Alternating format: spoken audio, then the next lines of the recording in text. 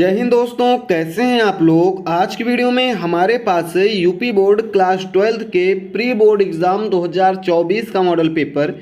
ये model paper chemistry का है और आप लोगों की बोर्ड एग्जाम के लिए ये मॉडल पेपर बहुत ही इंपॉर्टेंट है, क्योंकि जितने भी इसमें क्वेश्चंस पूछे गए हैं वो सभी बेस बनाए गए हैं बोर्ड एग्जाम से। अगर आप इस पेपर को सॉल्व करते हैं और अच्छे नंबर गेन करते हैं इस मॉडल पेपर से, तो आप ये समझ जाइएगा कि आपकी तैयारी बढ़िया अच्छे लेवल पर की गई है। चलिए हम देखते हैं किस टाइप से क्वेश्चंस इसमें पूछे गए थे और किस टाइप से क्वेश्चंस आपके बोर्ड एग्जाम में आपसे पूछे जाएंगे। पहला क्वेश्चन है हमारा, 8 ग्राम NaOH 400 ml विलेन में घुला है, विलेन की नॉर्मलता बताइए। यानी कि विलेन की आपको नॉर्मलता बतानी है। तो इसमें आप देखेंगे तो आपका राइट आंसर आ जाएगा 0.5। इसकी नॉर्मलता क्या आएगी? 0.5। अगला क्वेश्चन है, शून्य कोटि की अभिक्रिया का वेग स्थिरांक इकाई है। यानी कि शून्य कोटि की अभिक्रिया जो होती है उसकी वेग स्थिरांक की इकाई क्या होती है? तो इसका राइट आंसर है मोल इनवर्स सेकेंड इनवर्स। क्या होता है? Mole inverse second inverse. चलिए आगे हम बढ़ेंगे। अगला हमारा है, गाटरमैन कोच अभिक्रिया द्वारा बेंजीन बनाता है। यानी कि गाटरमैन कोच अभिक्रिया द्वारा बेंजीन बनाता है। बेंजीन क्या बनाता है? तो बेंजीन बेंजेल्डिहाइड बनाता है। अगला क्वेश्चन है, अगला है, कार्बिल एमीन अभिक्रिया नहीं देती है। तो ये आपका गा वाला ऑप्शन CH3NH आपका ऑप्शन सही हो जाएगा। विटामिन सी का रासायनिक नाम क्या है? तो एस्कार्बिक अम्ल या एस्कार्बिक एसिड इसका रासायनिक नाम है। फिर है, कार्बोक्सिलिक अम्ल क्या है? तो कार्बोलिक अम्ल क्या है? फिनाल है। कार्बोलिक अम्ल फिनाल होता है। ये आपके 5 क्वेश्चन थे जो कि आपके बहुविकल्पीय थे। इसमें थोड़ा सा अगर आप देखेंगे तो ये मोल इनवर्स सेकेंड इनवर्स होता है, या फिर इसका राइट आंसर हो जाएगा का वाला mole inverse litre second inverse. ये भी आपका दोनों में एक सही हो सकता है। दोनों में थोड़ा सा एकदम डाउट है, इसको आप कंफर्म कर लीजिएगा। अगला हम बढ़ेंगे। आगे हमारा क्वेश्चन है दूसरा क्वेश्चन हमारा 2 नंबर का है। इसमें जितने भी क्वेश्चन हैं इसको हम बोलते हैं अति लघु उत्तरीय क्वेश्चन। फिर ये क्वेश्चन है आपका, अभिक्रिया की आणविकता और कोटि को परिभाषित किए। यानी कि अभिक्रिया की आणविकता की परिभाषा लिखनी है, अभिक्रिया की कोटि की परिभाषा लिखनी है। और अगर आपको पता है तो दोनों में 2-2 अंतर लिख देंगे तो आपको 2 नंबर इसमें पूरा मिल जाएगा। क्वथनांक और उन्नयन को परिभाषित कीजिए तथा मोलल उन्नयन स्थिरांक और डेल्टा TB में संबंध लिखिए। तो इसमें अंतर नहीं लिखना है जो भी इस क्वेश्चन में, क्योंकि क्वेश्चन बड़ा है और वेटेज 2 नंबर है। तो क्वथनांक और उन्नयन की परिभाषा आपको लिखना है। उसके बाद क्या करना है आपको? कुछ नहीं करना है। मोलल उन्नयन स्थिरांक आपको लिखना है और डेल्टा TB में इसका संबंध क्या है ये आपको लिखना है। आगे बढ़ेंगे। 40% K2CO3 के जलीय विलयन की मोललता ज्ञात कीजिए। आपको बताना है इसकी मोललता क्या होगी। कोलराउस का नियम उदाहरण सहित लिखिए। इसको आपको करना है इस क्वेश्चन को। अगला हम क्वेश्चन देखते हैं जो हमारा है, ये है हमारा 2 नंबर का अति लघु उत्तरीय क्वेश्चन। ये भी है, उपसह संयोजक संख्या को उदाहरण द्वारा लिखिए, उदाहरण सहित लिखिए।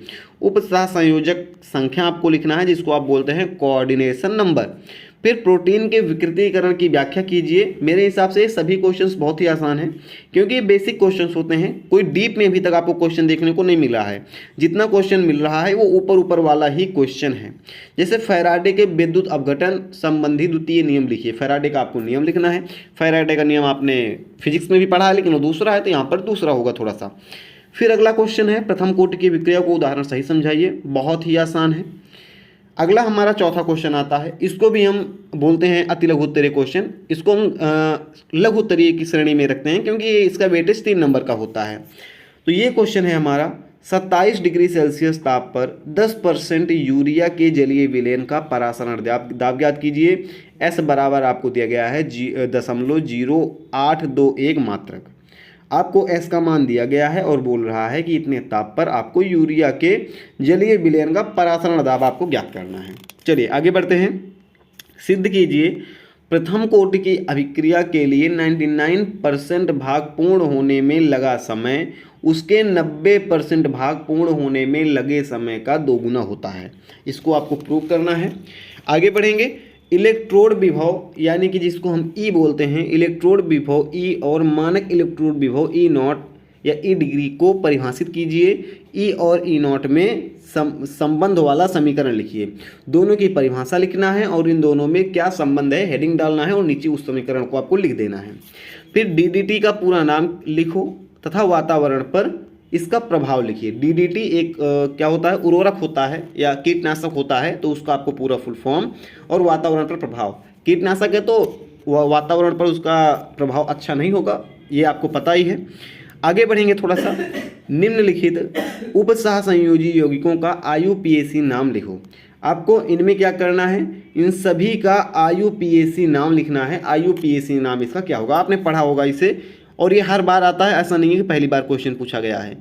फिर HCl, NaCl, CH3COONa के आपको ये दिया है समतुल्य चालकत्व तो क्रमशः इतने हैं। HCl, NaCl और CH3COONa के समतुल्य चालकत्व तो आपको दिए गए हैं, और आपको क्या करना है, इसमें बताना है कि अनंत अनुता पर आपको इसका मान ज्ञात करना है। ठीक है, ये आप ज्ञात कर लीजिएगा। फिर आगे हम बढ़ेंगे। आगे है हमारा यहाँ पर ये question MgS, Mg plus plus Cu plus plus CuSS मतलब होता है सॉलिड होता है, तो ये सॉलिड फॉर्म इसका दिया गया है। सेल EMF AMF विद्युत वाहक बल की गणना कीजिए, यानी कि Mg solid, Mg plus plus और Cu plus plus Cu solid यानी copper solid, copper plus plus cell के विद्युत वाहक बल की आपको गणना करनी है। आगे बढ़ेंगे। लिगैंड किसे कहते हैं और दंतता के आधार पर इसका वर्गीकरण कीजिए। लिगैंड क्या है ये आपको लिखना है, और दंतता यानी कि एक लिगैंड है, एकल है कि द्वि है कि त्रि है कि जलीय है, कौन सा है, ये आपको बताना है। लिगैंड के भाग बताने हैं कितने प्रकार के होते हैं। आगे बढ़ेंगे। आगे हमारा क्वेश्चन है उदाहरण सहित स्पष्ट कीजिए कि आर्थो और पैरा स्थितियों पर इलेक्ट्रॉन अपचायक समूह जैसे NO2 की उपस्थिति में हैलो एरीन की क्रियाशीलता क्यों बढ़ जाती है। उदाहरण सहित आपको इसको बताना है।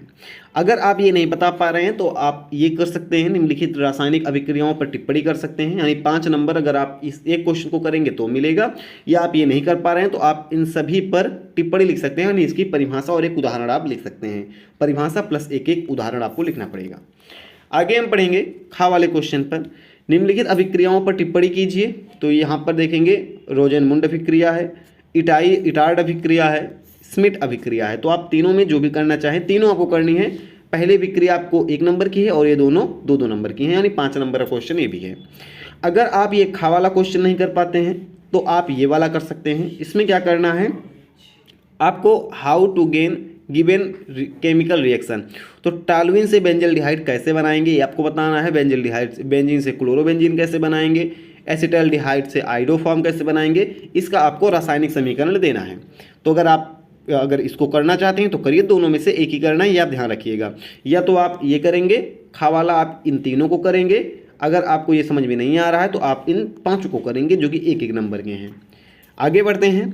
एथिल एल्कोहल के निर्जलीकरण की अभिक्रिया की क्रियाविधि समझाइए। प्राथमिक, द्वितीयक तथा तृतीयक एल्कोहल की पहचान के लिए 2 विधियाँ लिखिए। तो आपको ये वाला क्वेश्चन करना है। इसका खा वाला क्वेश्चन है एथिल एमीन बनाने की प्रयोगशाला विधि का सचित्र वर्णन कीजिए। और आगे इसमें कहा जा रहा है सचित्र वर्णन करना है तथा क्या होता है जब इसकी अभिक्रिया नाइट्रस अम्ल से कराई जाती है। तो 5 नंबर का ये क्वेश्चन है, तो आपको इसको भी सॉल्व करना है। आगे बढ़ते हैं थोड़ा सा। क्वेश्चंस ये हमारे लास्ट हैं। अगर आप ये खा वाला क्वेश्चन नहीं कर पाते हैं, ध्यान रहे ये वाला क्वेश्चन आपको करना पड़ेगा, इससे मत बचिएगा। अगर आप खा वाला क्वेश्चन नहीं कर पाते हैं जो कि 5 नंबर का है, तो आप इस सभी इन 5 क्वेश्चन को कर सकते हैं। 5 करना है, ऐसा नहीं करेंगे 2 नंबर यहाँ से करेंगे 3 ऊपर से करेंगे, अथवा में करेंगे तब सब क्वेश्चन करेंगे, ऊपर वाला करेंगे तब भी सभी क्वेश्चंस को ही करेंगे। तो क्या है, निम्नलिखित विटामिनों के रासायनिक नाम लिखिए। विटामिन सी का रासायनिक नाम, विटामिन डी का रासायनिक नाम, B6 का, B12 का और BE का। तो vitamin C, B, C, D, E इन सभी का आपको नाम लिखना है। यही था आज की वीडियो में, यही पेपर था। और मेरे हिसाब से मैं अगर अपना बताऊं तो इस एक क्वेश्चन मुझे इसमें आसान लगे, क्योंकि जितने भी क्वेश्चन हैं सारे क्वेश्चन ऊपरी सतह से उठाए गए हैं। अगर आपने डीप लर्निंग नहीं की है तब भी आप इन सभी क्वेश्चंस को बहुत ही आसानी से कर लेंगे। आपको ये पेपर कैसा लगा और क्या स्ट्रेंथ लगी इस पेपर की, आप कमेंट करके बताइएगा। हम मिलते हैं किसी नेक्स्ट वीडियो में किसी और प्री बोर्ड पेपर के साथ। जय हिंद।